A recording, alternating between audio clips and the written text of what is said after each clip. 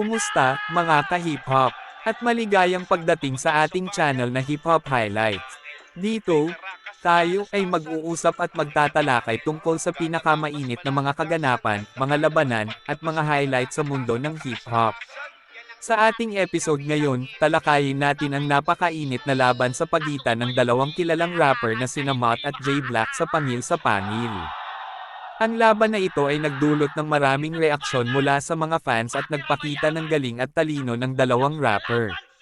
Kaya, kung ikaw ay isang tunay na fan ng hip-hop, huwag kang bibitiw dahil ito ay magiging isang nakakabighaning talakayan. Kaya't mag-relax, makinig, at samahan ninyo ako sa ating paglalakbay sa mundo ng hip-hop. Tara na at simulan natin ang ating episode. Halatang mga tagahangang na late, oy. Aware ba kayo kung paano tayo nito kinengkoy? Ahon 7, sabi niya. May bagong salta na naman tayong mahu-hold up. Na kapag eroplano ka lang, bisakol, feeling cool ka na at fame boy. Pinagsasamantalahan lang yung tulad mong dayong ignorante, agay-agay. Yaga-yaga! Kay Fags, nakangiti kapag sinabi yung gago. Malas mo lang kasi tumatak yung sakin. Ngayon ikaw naman yung fame boy na dumayo sa lugar ng mga ignoranting bisakol. Tingnan natin kung may ma-hold up ka ba sa amin. Pag jologs ba, Bisaya agad?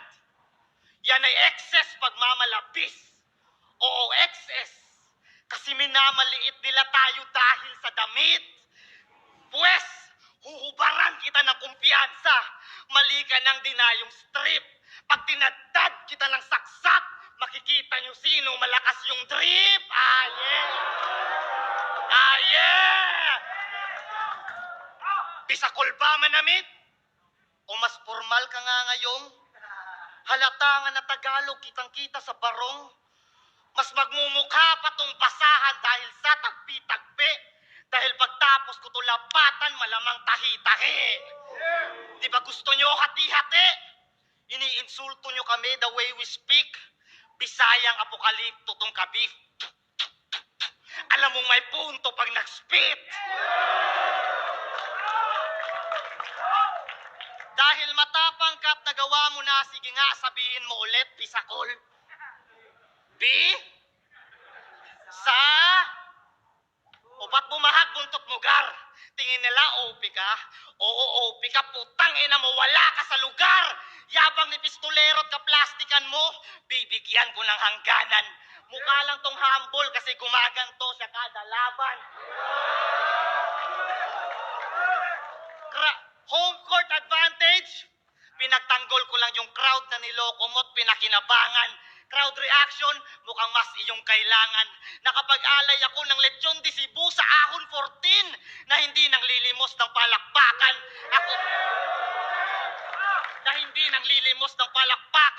Ako yung may pinakamalaking ambag sa pinaka-ingranding handaan. Main event ka nun. Tapos wala ka man lang pinakita na panggulat. Naalala ko tuloy si Luxuria. Pinakawalang kwentang nag-main event sa gubat. Real talk, real talk. Pansin nyo, maiba. Pansin nyo si Mott, humina ng mga sulat di tulad noon. Kung sa bagay, madali lang talagang ma-burn out yung ningas kogon. Nasa kanya na lahat ngayon, kaya di na siya motibado. Habang ako, paangat pa rin yung sarko. Iba yung motivated lang sa tao na dedikado. Bakit? Kung nakaharap mo ba yung mga line maker ng 3GS, kaya mo makipagsabayan? Kaya lang naman notorious yung pangalan, iniiwasan kasabayan. Mga gurang ng uprising, nilabanan. Para yung standing, maigapang. Kaya lang naman lumuhod, mga tala, wala na sa kalakasan. Kaya nagka-spotlight ang isang yan. Gamu-gamu nga naman. Kasi yung light na tinatapatan ay yung light na magaan. Title ng album niyang, Panalo Ka Sa. Abay, akmang-akma nga sa kanya. Kasi pag sigurado na panalo, dun lang siya kumakasa. Kaya tangina ka! Undefeated pa talaga tong gagong to. O mahihina lang nakakalaban niya. pagkampiyon ng mga tao, rasista sa kababayan niya. Wala kang pinakitang totoo. Kaya ngayon nakarma ka nang dahil sa PSP Ginoo, nagpakilala ka.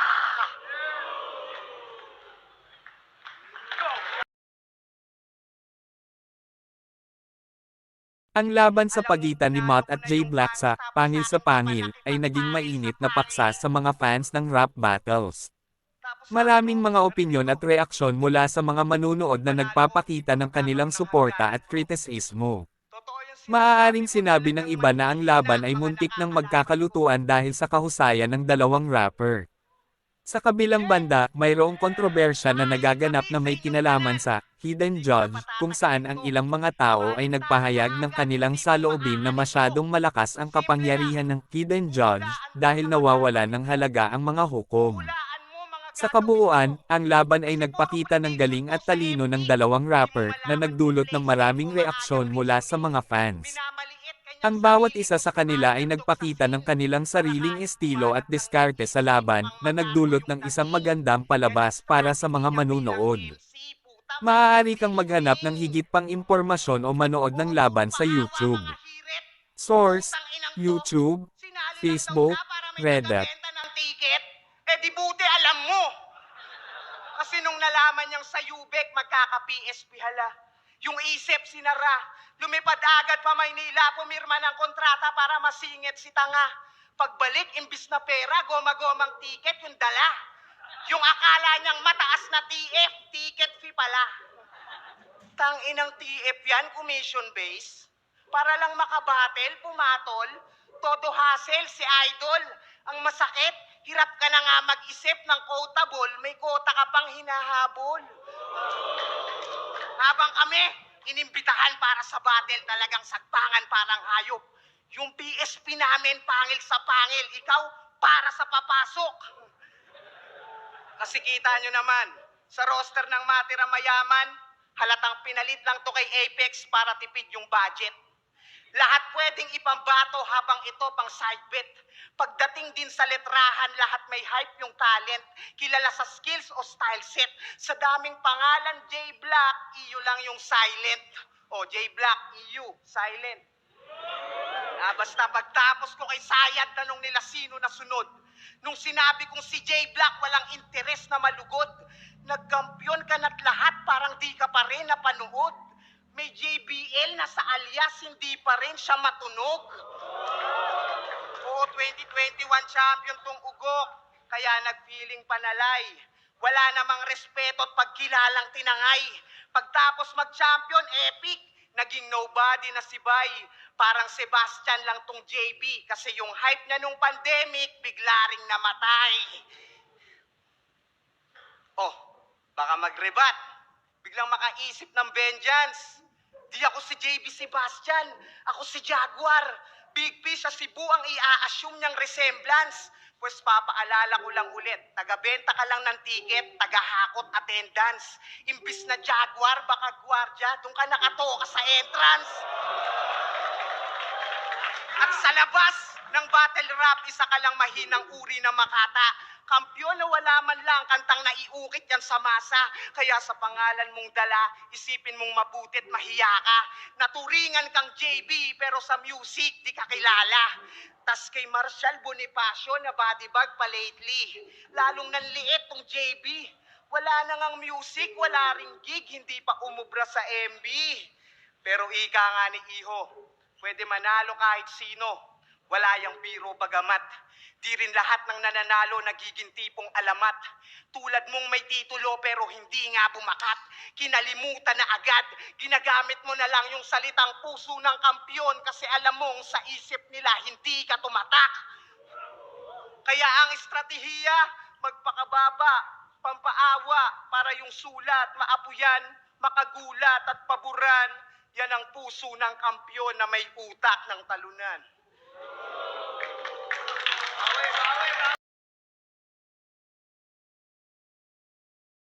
Nanalo pa po. Gusto kong magbigay pugay sa ilan sa ating mga kasamahan at taga-subaybay na patuloy na sumusuporta sa ating channel. Unang-una, isang malaking shoutout kay Ali Ali, salamat kay Uwelot James, salamat kay Ryan Palma Escalada, salamat sa patuloy na pagtutok sa ating mga video kay Girly Makabuhay, salamat sa iyong mga likes kay Boy Fabri, kay Slasher Kais, salamat sa iyong suporta, kay Rita Custodio, ang probinsyano para sa iyo, kay Jerry Shoy Pardillo, salamat sa iyo kay Renan Akin Nunes, salamat sa iyong mga shares at likes, at huling shoutout kay Leila Chua, salamat sa iyong mga komento at suporta, maraming salamat sa inyong lahat, mga ka-hip-hop highlight, kayo ang tunay na highlight ng ating channel, abangan nyo ang ating mga susunod na video at patuloy lang tayong magkaisa para sa hip-hop highlight. Macaulay, Home Alone. Kasi nga daw siya yung batang trumabaho ng 100 taon. Kaya yung anak niyang 5 taon, dapat may trabaho na ngayon. Pero hindi. Subconscious niya yon na lumitaw dala ng pagkakataon.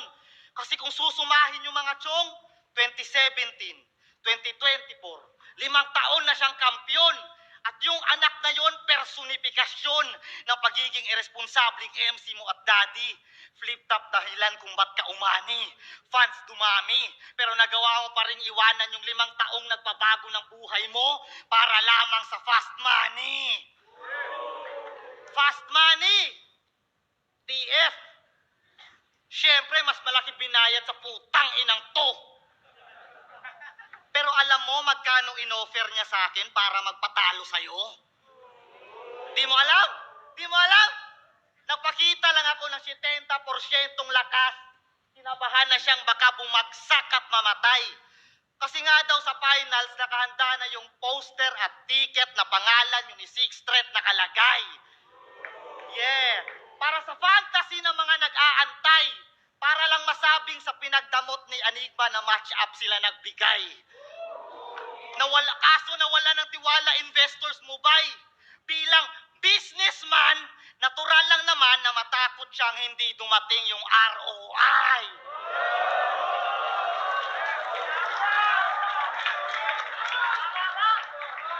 ROI, royalty, TF, mga bagay na sa Facebook di dapat pinangangalandakan. At kahit kailan, hindi niya mapapantayan si Enigma na buong puso tayong inalagaan. Nakita mo yung sponsors? Siyempre, malaki bigayan. Tayo'y pinakinabangan. Kaya si Enigma ba yung nagdadamot ng match-ups? O kayo yung di kontento kahit sa patas na paraan niya kayo binabayaran?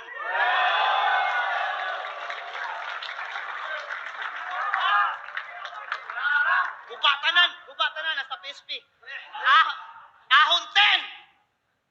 Di ba sinet kayo ni Sak Maestro? O ba't umatras ka sa laban? Sinungaling na, oh. O ba't umatras ka sa laban? Tingin mo wala ka nang dapat patunayan o maliit lang bigayan? Sumali ka sa PSP kasi walang record na nasa pamantayan? O baka peke ka lang talaga kaya wala ka nang dapat patunayan? Si Sixth Street, malinis na tatrabahuin ang kanyang bracket. Tapos, automatic na waiting na pala tong bata. Boss, ba't di mo na lang sila i-battle bukas? Ba't mo pa pinapahaba? Si Sixth Street pa talaga yung gumedli? Mali ka ng yawa na niyaya. Alam mo naman anong nangyari sa huling naghamon ng champion na Bisaya.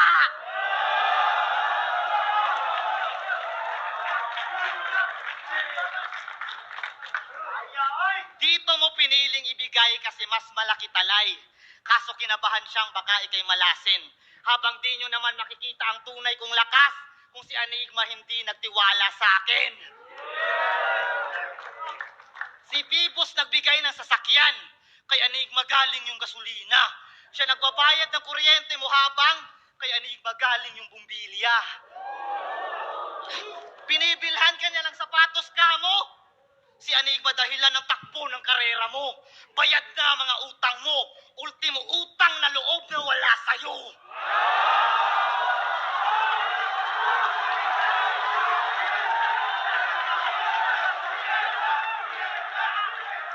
Pag sigurado na yung tsansa na manalo, dun lang siya lumalaban. Bilang kampiyon, hindi lang brand mo ang dapat mong inaalagaan. Undefeated sa unpredictable, di nyo makakailayan. Kaso iba yung di inaasahan sa hindi maaasahan.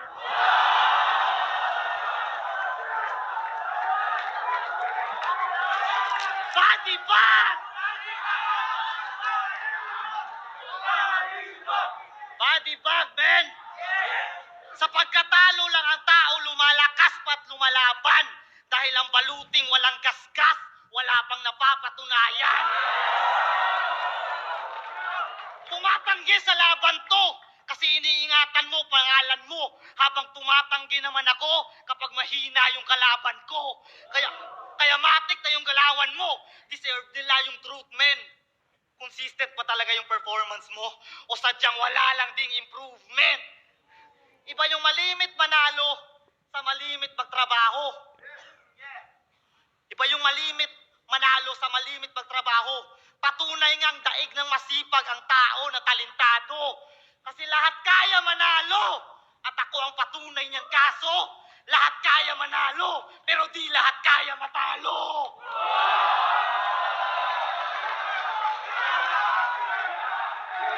Round 3! Round...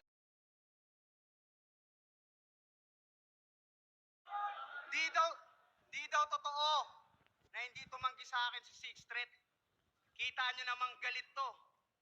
O sige, Boss Pib, susunod na event, iset mo. Congrats sa huli mong laban. Ang lakas mo nung ahon. Angas, biglang pinalagan yung matagal nang humahamon. Nahulaan mo mga banat, advance yung sulat mo, idol. Sa madaling salita, pinaghandaan mo muna, tsaka ka pumatol. Oo, yung pistol, di tumama yung mga setup na ruin. Galing ba naman sa sunod-sunod na laban, daming ganap at tungkulin. Nung sa Batang Quiapo, napasama, dun mo inasam na hamunin. Alam mo kasing ubos na yung bala, lalo't galing sa shooting. Oh, pero ikaw yung gumamit ng drama. Kesyo busy sa anak, busy sa asawa, tas sumusulat na aba. Pinagugulan talaga. Yung akala nyong nagpapakamagulang nang gugulang na pala. Sabay banat ng, hindi ako malakas, walang istilong tumatak. Pakurap-kurap pa ay sus. Mukhang iiyak para sa simpatsya gamit kasiraan niya at flos. Pues baliwala mga sigaw kung sa sarili mo ikaw lang din ang gumastos. Ginamit mo lang mga flaws mo sa round para sa round of applause. Palakpakan. Bigyan niyo ako ng katotohanan na hindi ko patanggap. Dame, imbis mag-improve, ikaw pa nag-prove na kahinaan mo aneng. Ano yan, yung angulo, pinapapurol? Ulol, malabo ka diyang tumalim. Kasi prevention is better than cure. Yan ang sumasalamin. Inuunahan mo lang yung sakit, halatang takot ka magpagaling. Pero ang mas malala, inakusahan niya yung 3GS na nagmamanipula ng laban. Kesyo nabubulungan yung mga judges o sila-sila lang din naghihiyawan. Samantalang, nung isabuhayran mo nung quarantine, di ba puro 3GS lang din mga huradong nakasalang? Eh di parang siniwalat mo lang din yung dayaan na ikaw mismo nakinabang. Sa'yo na mismo nang galing. Suplado mga uprising, 3GS lang namamansin. O, paano mo de-deny? Mga nakapanood pa mismo makakapag-testify. Gumawa ng allegations, nagmukhang heavy lines, pero nang betray si Bay. Anong nag-backfire yung pistol? Baka friendly fire. Ano, snitch, masarap ba yung palakpak? Well, that's business. Talagang makukuha mo yung ingay kapag may chismes. Napasigaw mo tagahanga, but not speechless kasi desperado na sumikat, nagpaka-star witness. Kung usapan ay weakness, kung tutuusin, lugi pa nga ako. Kasi ako yung laging di nagpapadaig sa pandinig nila at rato. Kaya magkamali lang ng katiting, ang dami agad dismayado. Samantalang ikaw, lakas agad ng dating kahit di naman gaano. Makita lang nila na di ka nagpa-agrabyado. Kaya magkaiba tayo. Ikaw yung nagiging mahusay lang sa paningin kasi di inaasahan sa panalo. Habang ako, nakasanayan ng magaling kaya hinihintay na lang matalo. Kung ganon, bahala nang mainip yung mga puro antay. Isa pa rin to sa mga pauuwiin kung lumulupaypay. Pinakita ko lang din na malabo tong pumantay. Kalaban lang nababasa mo ako, pati sumusubaybay. At last, yung pagbabasa mong gimmick, halatang di pinag-aralan. Kasi kung di mo nga kayang magbasa ng tahimik, hindi ka pang silid-aklatan.